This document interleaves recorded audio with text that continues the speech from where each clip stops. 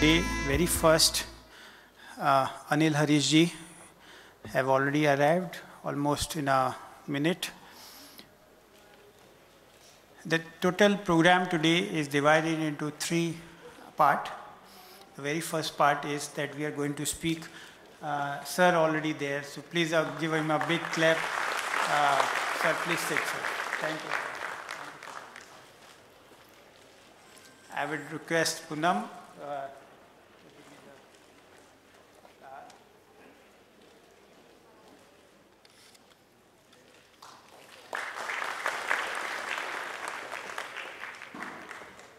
Today the program will be in three parts. The first part is a knowledge series. Will be addressed by very eminent advocate Anil Harish.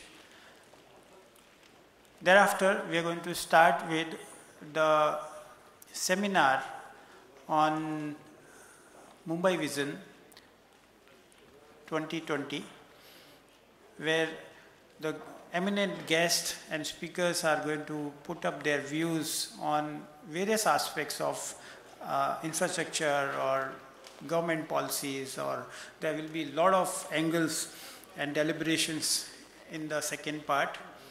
And the third part will be the award presentation of accommodation time. That will be 28th year. Now we are entering into 29th year of this. Talking about Anil ji, in fact, I require a lot of time to introduce him.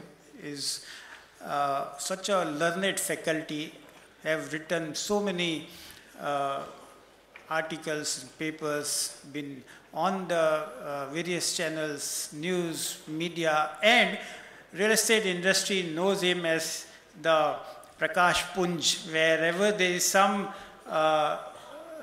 confusion or there is some more detail required, Anilji is always there for us to, on various platforms. He comes with love and affections wherever we call him. And be it a small gathering of brokers or a big developers or Pridai or maybe, big conventions, Anilji's, his thoughts, besides the various aspects of the subject, he speaks very holistic way, out of the box, and it's a good food for thought for all of us. I request Sri Anilji to please address us on redevelopment aspects, and we had requested him to speak to his heart, sir. The podium is yours. Thank you.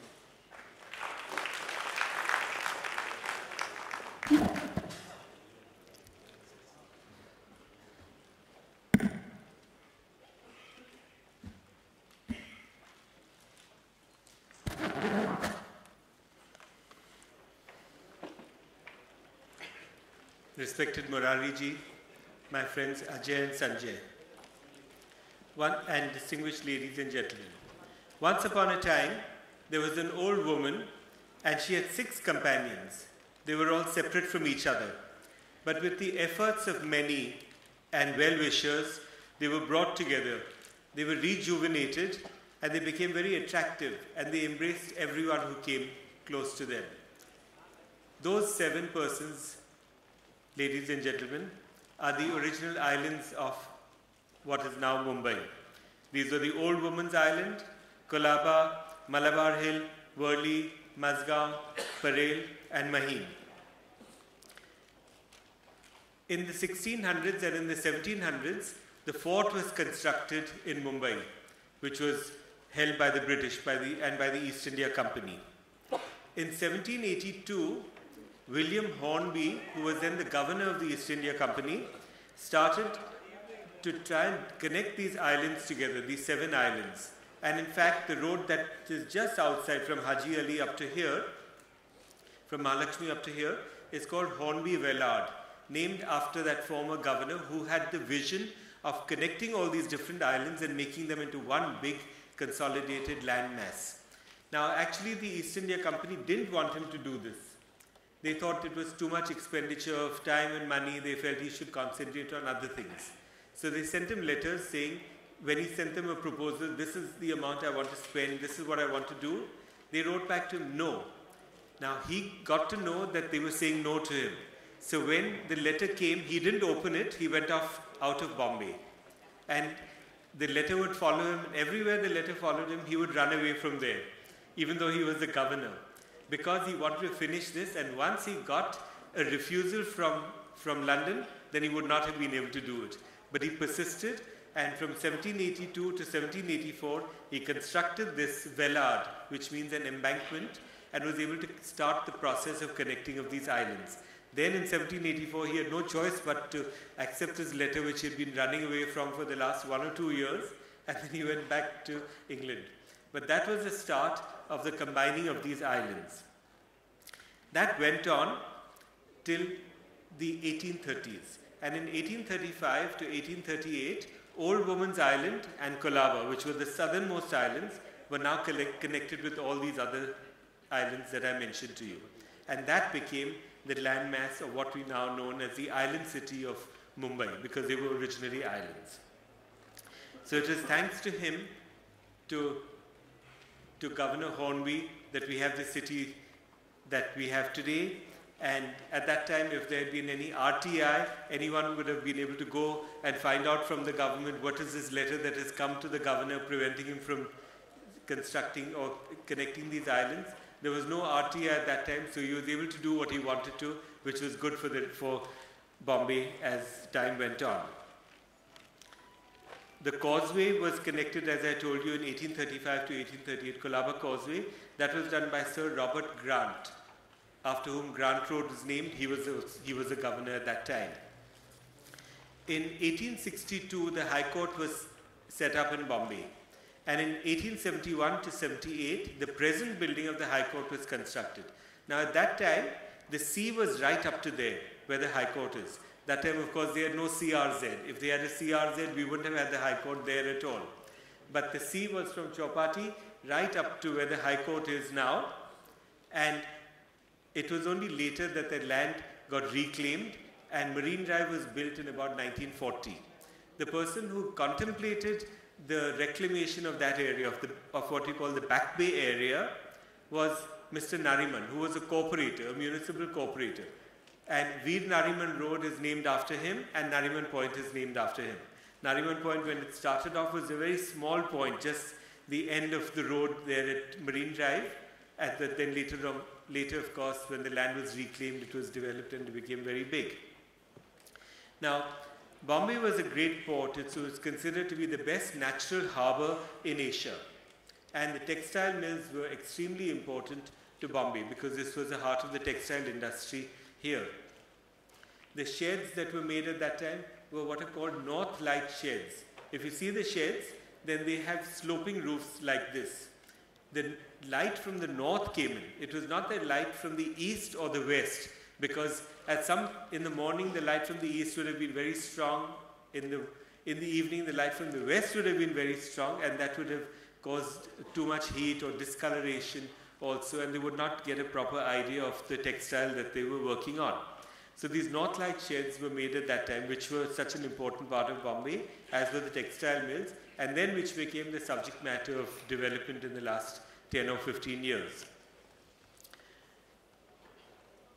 Till about 1939, the laws do not appear to have been very strong in Bombay in relation to property, although there were some laws. One law that we still come into contact with relating to those days was about the types of land holding that people had. You know, we are now familiar with the freehold manner of holding land, or the leasehold. A person either holds land which is freehold, or he is a lessor or a lessee of land. But in those days, they had many different kinds of tenures. Someone may have got an inam from the government. Someone may have got a jagir from the government. And there were some things like toka tenure. Many of those tenures of different kinds with different conditions have been removed. But even now, we come across documents which say that a particular portion of land is on toka tenure. You cannot ignore that, because that still has a relevance. So it turns out that what happened was that if people wanted to stay in the fort area, then they would have to also do some military service. Now, because of that, people didn't want to come and stay in the fort area. And therefore, they were told, if you don't want to stay, if you don't want to do military service, but you want to stay in the fort area, then we will allot you land, but on toka tenure basis. That means you'll have to pay a certain amount to the government, and the government will have rights over that land. And that position still continues in the law, because although there have been many laws which abolish many of the other tenures, inams and jagirs, there is still the toka tenure, and there's some uncertainty on that as to whether it still applies or not. If one goes to the land records department, they may tell you, yes, it does apply. Someone may tell you it doesn't apply, because they're not really invoking it. But when we go through the law, we find that it may still apply, and the old judgments are to the effect that even 50% of the value of this land would go to the government in the event that it is transferred. So the laws of those times still continue to have an effect on some land transactions today. But other than these some laws, it was much easier in those days. A person could be a tenant of premises, he would be a monthly tenant and would come in, he would be able to give 1 month's notice and leave, or the landlord could give him 1 month's notice, and then he would have to vacate the premises. In 1939 was the outbreak of the Second World War, and in 1939 two important changes took place. On 2nd September 1939, foreign exchange regulation was introduced. This was under the Defence of India regulations, and from this it developed the FERA, the Foreign Exchange Regulation Act, FERA 1947, then FERA 1973, and then FEMA 1999, and then the FDI policy which has come out of that. So we have had foreign exchange regulation since 1939, and some aspects of that continue to regulate the manner in which real estate is developed now. Another important change that came on the outbreak of the Second World War was the rent control. Rent control began to be introduced. There was already some rent control in England, and even now there is in England, and there is also in New York to some extent in different forms. So Bombay or India is not the only place in the world which has rent control. It does exist in different parts of the world, but this Rent Control Act has had a great impact on Bombay. So rent control was also introduced in 1939, and rents were to be more or less frozen with effect from 1st September 1940. The law, however, kept getting extended even though the war years got over, and then in 1973, on 1st February 1973, there was an important change that took place in the rent control law, in that leave and license agreements were now kind of de-recognized, and a person who was in possession of premises as a licensee became a kind of deemed tenant and was not required to vacate. This changed everything. Bombay became much more difficult from that time in 1973. It was more difficult for people to come in and get accommodation. But nevertheless, and for some years the prices continued to be low, 1973, 74, 75. In 1975 was the emergency. And in the late 1960s and early 1970s, Nariman Point was being reclaimed and Cuff Parade was being reclaimed. Now, there were many other laws that were introduced after partition of India, after independence of India. There was the Bombay Land Requisition Act 1948, which still has relevance now. And in fact, there was an item just a few days ago, on the 5th of March, in several newspapers, which harks back to this. And I'll tell you about that presently. So all these laws that I'm mentioning do have some relevance in different situations, and we do have to be aware of them. So one was the Bombay Land Acquisition Act 1948. There was, of course, the Indian Stamp Act, which then was substituted by the Bombay Stamp Act 1958. The Maharashtra Cooperative Societies Act came in 1960, MOFA in 63, the Maharashtra Regional and Town Planning Act in 1966. And this is the law under which the development control regulations are now framed for Mumbai. The Slum Act was in 1971. So you can see we've had the slum problem for many, many years. It was recognized as far back as 1971, but the problem has only grown. It has not been reduced in this much time. There was, of course, a lot of taxation in those days. Estate duty used to be as high as 85% until it was removed in 1985. The income tax rates were very high, the wealth tax was extremely high, and gift tax used to go up to as high as 70%. With all these, till about 1976 or so, during the emergency years, the prices were very low. The price of a flat at Cuff Parade in those days was about 50 rupees a square foot. So you could carry a bundle of 1,000 rupee notes in your pocket and go and buy a 2,000 square foot flat with just the money that you took out from your pocket in those days. But things, of course, have changed a great deal. In fact, I often think of it like this, that in 1975 or 76, buying a 1,000 square foot flat would cost you about 50,000 rupees. Buying a Fiat car or a Premier Padmini car was about 25,000 rupees. So a flat was twice the investment decision of a car in those days.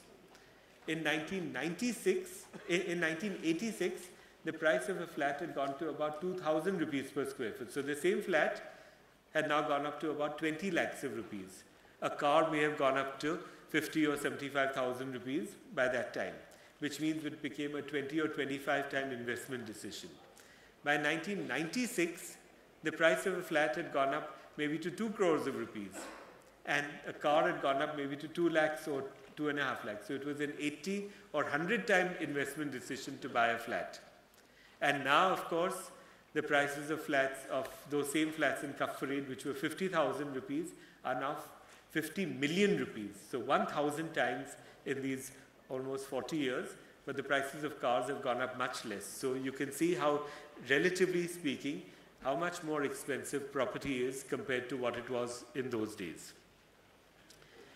Now, in spite of these difficulties, there was an influx of population into Bombay. I think population is Mumbai's biggest problem, and population is Mumbai's biggest attraction. It is because of the opportunities for business here, of living a good life, maybe away from the prejudices of smaller towns or the difficulties in other places, that there are power shortages and different kinds of pressures, that people come here. And that is why there is a greater and greater population here. But although the prices were started to rise from 76, the influx of population has been very great. There is a website called City Mayor Statistics of mayors of the different cities of the world. So it lists out particulars of many of the different cities. And one of the charts that it has is about population density. 114th on this list is the city of New York, and the density is 2,050 per square kilometer according to this chart.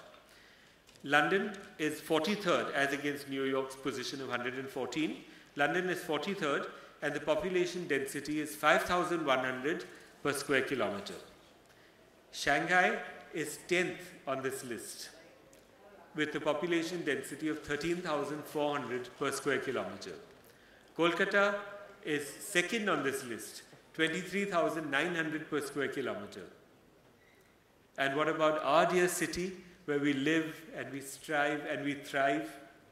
What do you think? Well, we are the world champions. And we have a population density of 29,650 per square kilometer. So Calcutta is 23,900 and Mumbai is 29,650. Now I think this is something very important, and as we go forward, this is a factor that we will have to consider. Now, even though prices began to rise very much from 1976, and textiles, which had been a very big industry, finance and trading were all big industries, we found that as the prices rose, things became more difficult. In spite of that, there was a greater and greater influx of population. It is often